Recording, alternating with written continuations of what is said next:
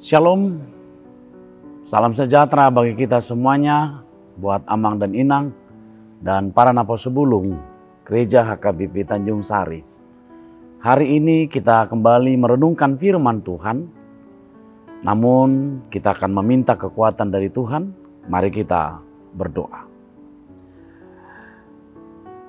Dengan rasa syukur kepadamu Tuhan, kami naikkan puji-pujian, dan kami berterima kasih untuk semua atas kebaikan-Mu buat kami dari hari yang lalu hingga sampai saat ini. Kami bersyukur Tuhan karena Engkau selalu memelihara hidup kami. Kami mau mendengarkan firman-Mu, karena ketika kami mendengarkan firman-Mu, nyatalah Engkau memelihara hidup kami. Karena itu berkati kami di saat mendengarkan firman-Mu. Dalam Yesus Kristus kami berdoa. Amin. Saudara-saudara yang terkasih dalam Yesus Kristus, firman Tuhan untuk kita pada hari ini ada tertulis dalam kitab Nabi Yesaya pasal 45 ayat 12. Demikian firman Tuhan. Akulah yang menjadikan bumi dan yang menciptakan manusia di atasnya. Tanganku lah yang membentangkan langit, dan akulah yang memberi perintah kepada seluruh tentaranya. Demikian firman Tuhan. Saudara-saudara yang terkasih dalam Yesus Kristus, pernahkah kita merenungkan dalam sebuah pertanyaan dalam hati kita? Apabila kita melihat dunia ini, bumi ini, yang kita aminin dan percayain bahwa yang menciptakannya adalah Tuhan. Dalam perenungan itu kita mungkin pernah bertanya, siapakah yang berkuasa ketika Tuhan selesai menciptakan dunia ini? Siapakah yang pemilik kekuasaan yang absolut ketika dunia ini selesai diciptakan? Mungkin kita pernah merenungkan hal itu. Dan mungkin kita pernah bertanya tentang hal itu. Saudara-saudara, kita pasti memberikan jawaban adalah Tuhan, Sang Pemilik kekuasaan pada bumi dan dunia ini. Saudara-saudara yang terkasih dalam Yesus Kristus, ketika Tuhan menciptakan dunia ini, tentu itu adalah hasil pola pikir Tuhan. Tentu itu adalah hasil kehendak Tuhan. Dan di dalam hal itu, kita menemukan yang namanya betapa besarnya rencana-rencana Tuhan bagi ciptaannya. Betapa besarnya karya-karya Tuhan bagi ciptaannya dari apa yang dilakukan Tuhan dalam penciptaan dunia ini. Oleh sebab itu saudara-saudara, dalam hal itu kita pasti akan mengambil sebuah kesimpulan. Kalau Tuhan adalah penguasa dan memiliki rencana dan semuanya itu, maka manusia itu ternyata memiliki keterbatasan. Bahwa manusia itu, kita ini selalu memiliki keterbatasan hidup. Kita tidak bisa menjangkau hal-hal yang lebih jauh. Apalagi saudara-saudara, kalau kita katakan ketika Tuhan berkehendak dan melakukan sesuatu hal kepada manusia, melakukan yang kalau kita katakan sangat di luar jangkauan pemikiran manusia, kita pasti akan mengatakan dan kita harus menyadari bahwa disitulah kita memiliki keterbatasan dalam kehidupan kita. Dan kita adalah tidak sempurna. Hanya Tuhan yang sempurna.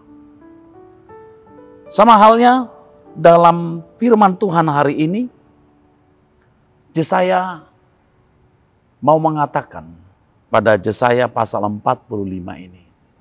Ketika bangsa Israel yang sedang terbuang dalam pembuangan Babel, dan penderitaan mereka alami akibat daripada keberdosaan mereka. Tapi Tuhan yang tanpa batas dalam hal melakukan apapun di dunia ini dan tidak dibatasi oleh cara berpikir manusia, Dia menjanjikan akan memberikan pertolongan dan mengeluarkan mereka dari pembuangan Babel dengan kehadiran seorang raja yang bernama Raja Kores. Saudara-saudara, orang pasti terkejut. Mengapa dia harus memakai tangan orang? Mengapa dia harus memakai orang yang bukan bagian daripada bangsa Israel? Tetapi Tuhan memakai Raja Kores untuk menyelamatkan bangsa Israel dari pembuangan Babel. Dari hal itu dikatakan bahwa Tuhan itu tidak bisa dibatasi oleh pola pikir manusia. Justru Dia sangat luar biasa, tanpa batas bisa melakukan sebuah pekerjaan yang luar biasa. Karena kenapa? Bahwa Tuhan adalah pemilik dunia ini, bahwa Tuhan adalah pemilik isi dunia ini. Maka tentu Dia memiliki hak yang sangat absolut untuk mengambil sebuah keputusan untuk kepentingan kehidupan manusia. Kalau menurut manusia, secara normatifnya harus yang menjadi bagian daripada bangsa Israel lah yang akan menyelamatkan mereka keluar dari pembuangan Babel. Membawa mereka keluar dari itu. Tetapi Raja Kores lah yang dikatakan tidak pernah mengenali Allah Bapa. Bahkan itu adalah bangsa asing, bukan keturunan bangsa Israel. Oleh sebab itu saudara-saudara yang terkasih dalam Yesus Kristus, dikatakan melalui firman Tuhan ini, Tuhan mau mengatakan, akulah yang menjadikan bumi dan yang menciptakannya. Manusia di atasnya, tangankulah yang membentangkan langit dan akulah yang memberi perintah kepada seluruh tentaranya. Artinya Tuhan memiliki kebebasan yang luas untuk melakukan apapun untuk kepentingan hidup manusia. Dan manusia tidak memiliki kekuatan untuk berbantah kepada Tuhan. Mengapa itu yang dipakai? Manusia tidak bisa memakai sebuah argumen apapun untuk mengatakan, mengapa apa yang kau lakukan itu tidak pas, tidak cocok. Manusia tidak bisa berbantah akan hal itu. Karena kenapa? Manusia adalah milik Tuhan. Itu sebabnya kalau kita lihat dalam firman Tuhan ini pada ayat sebelumnya, pada ayat 9 dan ayat 10, celakalah orang yang berbantah dengan pembentuknya. Celakalah orang yang berkata kepadanya, apakah yang kau peranakkan? Dan kepada ibunya, apakah yang kau lahirkan? Tidak ada kekuatan manusia untuk berbantah kepada Tuhan terhadap apa yang dilakukan Tuhan kepada manusia ini untuk kepentingan manusia. Bahkan untuk sebagai hukuman bagi manusia, tidak bisa kekuatan apapun yang dipakai manusia atau argumentasi apapun dibuat oleh manusia untuk menyatakan yang dilakukan Tuhan itu tidak benar. Karena kenapa? Tuhan adalah sebuah kebenaran.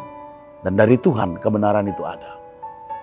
Saudara-saudara yang terkasih dalam Yesus Kristus, melalui firman Tuhan hari ini, ada sebuah perenungan bagi kita. Kalau kita adalah yang diciptakan oleh Tuhan, kalau kita adalah milik Tuhan, maka apapun yang pada diri kita adalah seturut kehendak Tuhan. Kalau Dia adalah menciptakan kita, maka Dia terserah Dia mau bagaimana membentuk kita. Sekarang kita sebagai miliknya, adakah kita mau untuk dibentuk Tuhan seturut kehendak Tuhan?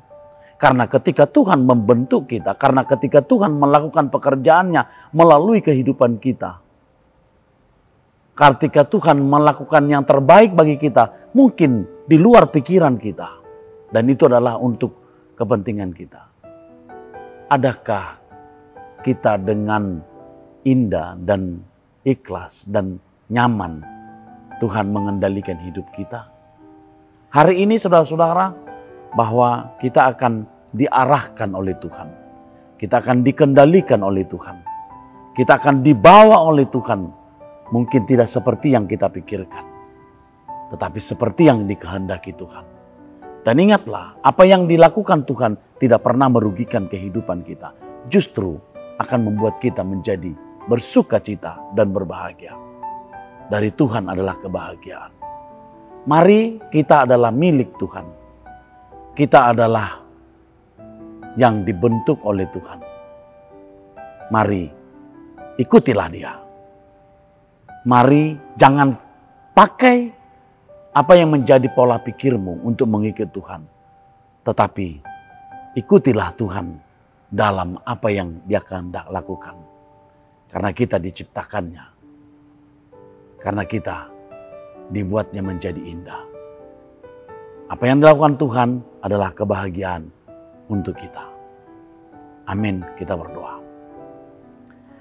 Terima kasih Tuhan, Bapa yang di sorga. Sungguh Tuhan, kami menyadari bahwa hidup kami ini adalah seturut kehendak Tuhan. Dia menciptakan kami Tuhan, dan menjadikan kami berharga di hadapannya. Sehingga kami dikatakan mahkota yang paling istimewa yang dibuatnya Tuhan. Ciptaan yang paling mulia yang dibuatnya Tuhan. Bapa di sorga, kami tidak bisa memiliki cara apapun untuk berbantah kepadanya. Ketika Tuhan sedang melakukan pekerjaannya buat kami. Mungkin menurut pandangan kami itu tidak benar, itu tidak pas. Tetapi ternyata menurut kehendak Tuhan, itu adalah yang kami butuhkan Tuhan. Berkati kami Tuhan, agar kami setia mengikut Yesus, mengikut Tuhan, apapun yang Dia lakukan untuk kami. Terima kasih Tuhan. Dalam Yesus Kristus kami berdoa. Amin.